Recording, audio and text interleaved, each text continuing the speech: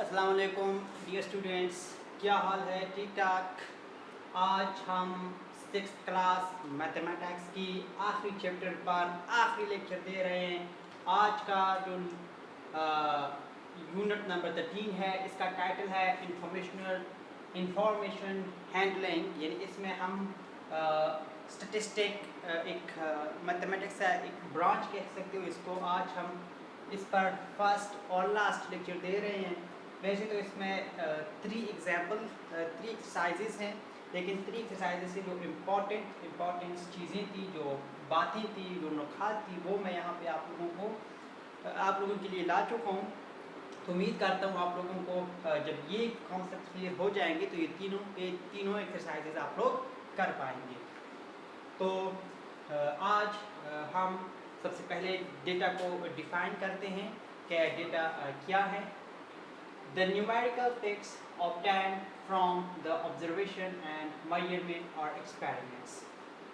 यानी जब हम कभी न्यूमेरिकल वैल्यूज़ किसी ऑब्जर्वेशन से, किसी पैमाइश से या किसी एक्सपेरिमेंट से हासिल करते हैं तो उनको हम डेटा कहते हैं।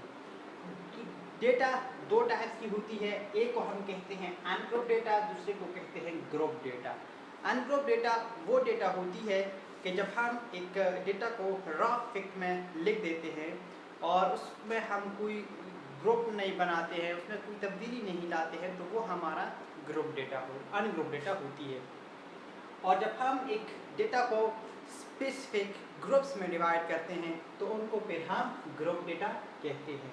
अब इसकी ज़्यादा डिटेल में हम नहीं जाते हैं, ये इंशाल्लाह नेक्स्ट क्लासेस में बहुत एडवांस में पढ़ेंगे आप लोग। यहाँ पर हम डेटा को मुख्तलिफ ग्राफ से शो करते हैं। जैसा कि फर्स्ट जो है वो बार ग्राफ है। बार ग्राफ का क्या मतलब होता है कि data represented by vertical and horizontal bars which have equal weight. यानी हम ग्राफ डेटा को, नंबर्स को क्या कर लेंगे, एक ग्राफ के थ्रू जाहिर करेंगे, जो कि आप लोग टीवी पर बहुत देख चुके होंगे। अगर क्रिकेट की कोई शौकीन है तो वो क्रिकेट पर जो जब वो स्कोर वगैरह दिखाया जाता है तो वहाँ पे जो ग्राफ बने होते हैं, ये उस ग्राफ की बात हो रही है, जैसा कि ये वाला हो गया है।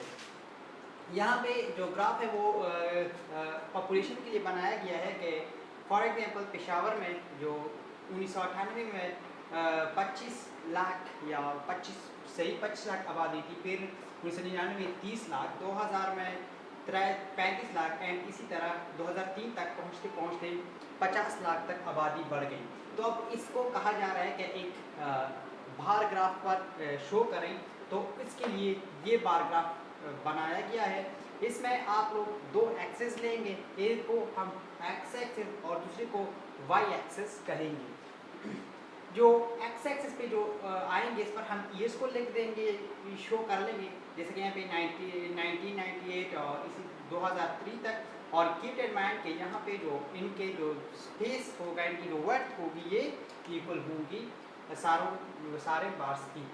तो और फिर जो इसकी ऊंचाई होती है, ये इसकी पॉपुलेशन को शो करता है कि देखो यहाँ पे ये 10 पॉपुलेशन है 10 लाख, और इस तरह 20 lakh, 30, 40 and up to 60 lakh मैंने यहाँ पर लिखा हुआ है।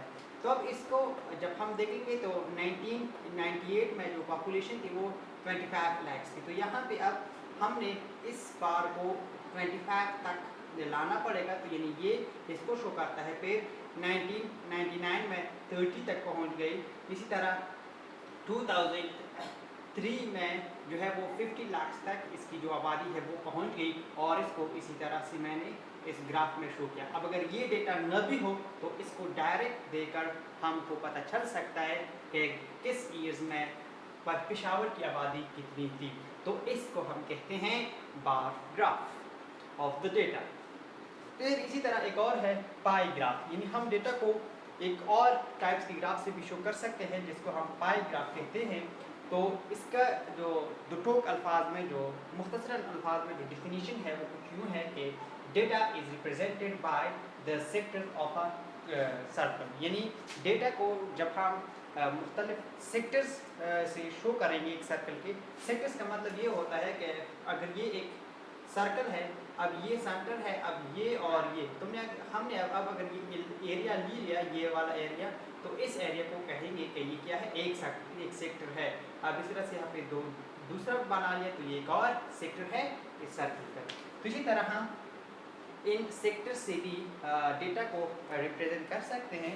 جیسا کہ یہاں پہ ایک ایگزامپل ہے کہ اسٹوڈنٹ ٹائپیکل ڈے، یعنی کسی بھی یعنی یہ کوئی عام طور پر جو اسٹوڈنٹس کی جو ڈے ہے اس کو ہم نے اس طرح ریپرزینٹ کیا ہے. ویسے بک میں تو بہت زیادہ چیزیں انوالو تھی، لیکن میرے پاس چونکہ کلرس اتنی زیادہ مختلف نہیں تھی تو اس وجہ سے میں نے ان 3-4 کلرس کو ہی یوز کر کے اپنا کام چلا لیا ہے. لیکن اور یہاں پہ میں نے کیا لکھا ہے کہ اور اس کو شو کیسے کرتے ہیں، یعنی یہاں پہ کلرز کا جو یوز ہے وہ بہت امپورٹنٹ ہے. اب جس سیکٹر کو آپ نے جو کلر دیا ہے اس کو یہاں پر ریپرزینٹ کیجیے. مثلا پڑھنے میں یہاں پہ ریڈ ہے تو میں نے یہاں ریڈ لکھا ہوا ہے، اور ریڈ کے لیے لکھا ہوا کہ اس کا کیا مطلب ہے ٹی وی، یعنی اس ٹائم میں اسٹوڈنٹ جو ہے وہ ٹی وی دیکھتا ہے. اب یہاں پہ میں نے بلو کو کیا ہے تو بلو یعنی 6 اور یہاں پہ بلو میں وہ کیا ہے اسٹڈی، یعنی اب وہ 6 اور اسٹڈی کرتا ہے. اور جو بلیک ہے اس کا مطلب ہے کہ بلیک کلر یعنی 8 اور وہ سلیپ یعنی سوتا رہتا ہے.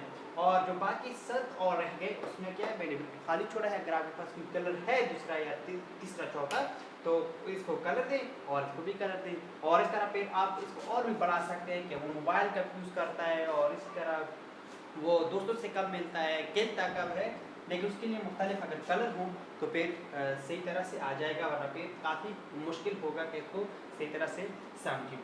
تو اتنی ہی باتیں تھی پائی گراف کی اور بار گراف کی اور ڈیٹا کی. اس کے علاوہ اس بک میں جو ہے موجودہ بک میں انہی 3 باتوں کو ڈسکس کیا ہوا ہے اور ان کی پھر ایکسرسائزز ہیں. یعنی اب اس کے لیے ڈیٹا گیون ہوگا کہ اس کو آپ لوگ جو ہے وہ پائی گراف میں ریپرزینٹ کرنے، اور پھر اس طرح گیون ڈیٹا ہوگا کہ ان کو جو ہے وہ بار گراف میں ریپرزینٹ کرنے.